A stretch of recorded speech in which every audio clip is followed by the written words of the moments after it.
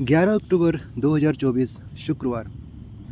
आज का पहला पाठ है गलातियों के नाम संत पौलुस का पत्र, अध्याय 3, पद संख्या 7 से 14। इसलिए आप लोग यह निश्चित रूप से जान लें कि जो लोग विश्वास करते हैं वे ही इब्राहिम की संतान हैं। धर्म ग्रंथ पहले से यह जानता था कि ईश्वर विश्वास द्वारा गैर यहूदियों को पाप मुक्त करेगा, इसलिए उसने पहले से इब्राहिम को यह सुसमाचार सुनाया कि तुम्हारे द्वारा पृथ्वी भर के राष्ट्र आशीर्वाद प्राप्त करेंगे। इसलिए जो विश्वास पर निर्भर रहते हैं, विश्वास करने वाले इब्राहिम के साथ ही आशीर्वाद प्राप्त करते हैं।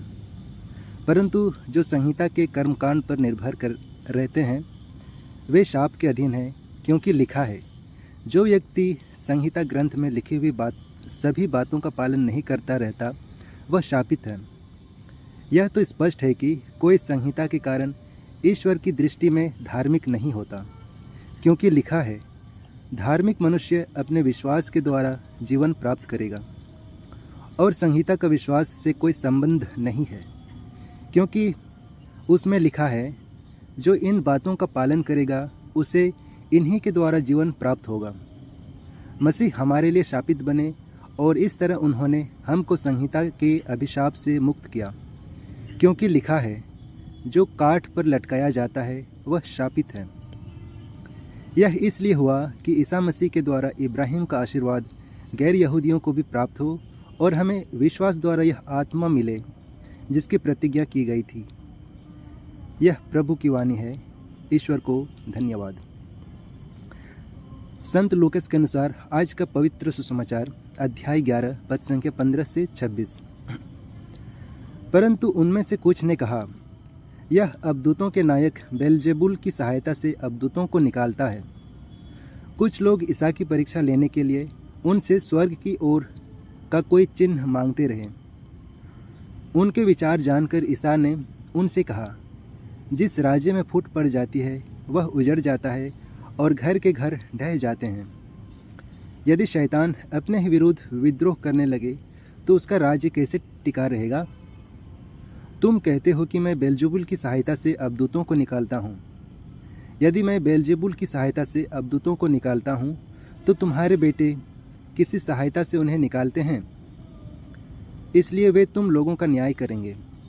परंतु यदि मैं ईश्वर की सामर्थ्य से अबदूतों को निकालता हूँ तो निसंदेह ईश्वर का राज्य तुम्हारे बीच आ गया है।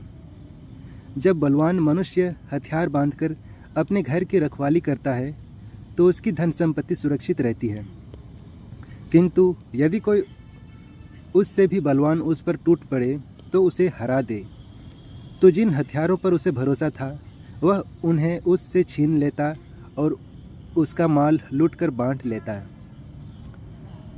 जो मेरे साथ नहीं है वह मेरा विरोधी है, और जो मेरे साथ नहीं बटोरता वह बिखेरता है। जब अशुद्ध आत्मा किसी मनुष्य से निकलता है तो वह विश्राम की खोज में निर्जन स्थानों में भटकता फिरता है। विश्राम न मिलने पर वह कहता है, जहाँ से निकला हूँ अपने उसी घर पर वापस जाऊँगा। लौटने पर वह उस घर को झाड़ा बुहारा और सजाया हुआ पाता है। तब वह जाकर अपने से भी बुरे 7 अबदूतों को लेकर आता है और वे उस घर में घुसकर वहीं बस जाते हैं, और उस मनुष्य की यह पिछली दशा पहले से भी बुरी हो जाती है। यह हमारे प्रभु यीशु ख्रिस्त का सुसमाचार है। ख्रिस्त की जय।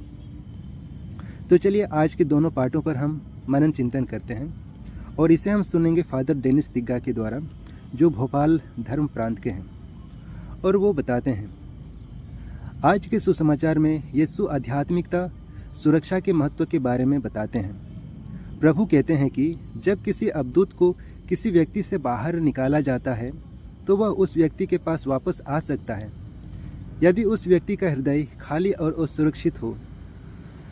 यदि हृदय ईश्वर की उपस्थिति से भरा नहीं है तो अबदूत और भी बदतर परेशानी ला सकती है। इसे हम लूकास के सुसमाचार अध्याय 11 के 24 से 26वें पद पे हम इसे पढ़ सकते हैं। आगे वो लिखते हैं,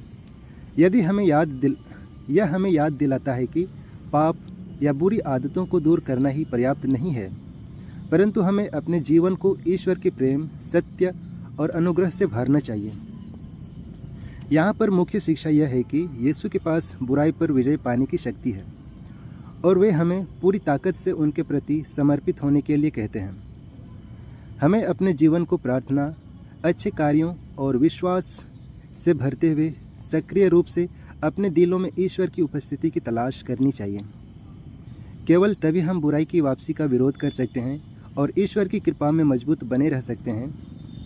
जब हम आज के इन वचनों पर विचार करते हैं, आइए हम अपने आप से पूछें कि क्या हम अपने दिलों को ईश्वर की उपस्थिति से भर रहे हैं, या क्या हम नकारात्मक प्रभावों के वापस आने के लिए जगह छोड़ रहे हैं। आइए हम यीशु को अपने जीवन में पूरी तरह से आमंत्रित करें, जिससे वह प्रत्येक दिन हमारी रक्षा और मार्गदर्शन कर सकें।